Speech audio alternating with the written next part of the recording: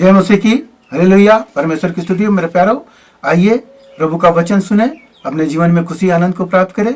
तो जो लोग नए हैं कृपया इस चैनल को सब्सक्राइब कर दे। तो आइए हम वचन को पढ़ते हैं, आप लोग ध्यान से सुनिए और आप लोगों के लिए अंत में हम प्रार्थना भी करेंगे।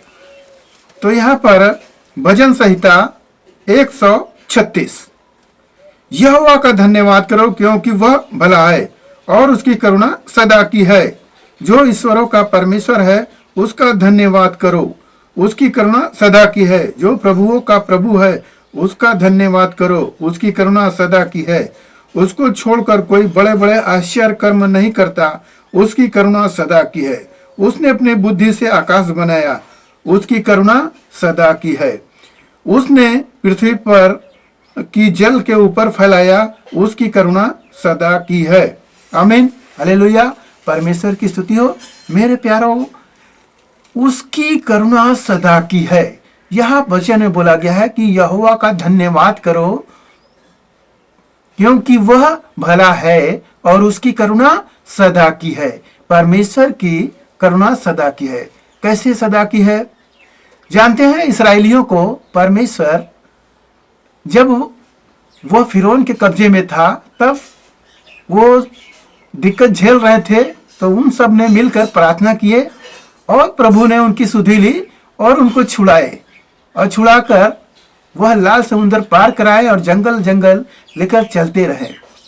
तो जब वो लोग आनंद में आने लगे तब वो लोग परमेश्वर को भूलकर क्या करने लगे? मूर्ति पूजा करने लगे, संसार की रीति पर उनके नियमों को मानने लगे और चलने लगे। तो परमेश्वर फिर छोड़ देते थे थोड़ी देर के लिए। तो वो लोग के ऊपर विपत्तियां आती थी, वो लोग मरने लगते थे, बीमारियां फैल जाती थी। तो परमेश्वर से फिर प्रार्थना करते थे और परमेश्वर क्या करते थे? अपनी दया फिर उन पर उड़ेलते थे और वो सब फिर भले चंगे हो जाते थे। मेरे प्यारों, क्योंकि वह परमेश्वर करुणा उसकी हमेशा की है, वह भला है, उसकी करुणा सदा की है। हालेलुया। तो वह सच्चा परमेश्वर है जो ईश्वरों का ईश्वर है। इस धरती पर तमाम ईश्वर है, तमाम है, परंतु वह सब का एक है, वह सब पर भारी एक है, क्योंकि वह ईश्वरों का ईश्वर है, वह राजाओं का राजा है और वह प्रभु का प्रभु है। वह सर्वशक्तिमान परमेश्वर है। उसके बाद उससे बड़ा कोई नहीं है, क्योंकि वही सनातन परमेश्वर है। हालेलुया। तो उसकी करुणा सदा की है। उसने बुद्धि से क्या किया? इसी आकाश को बनाया, इसी पृथ्वी को बनाया, उसने बुद्धि से बनाया।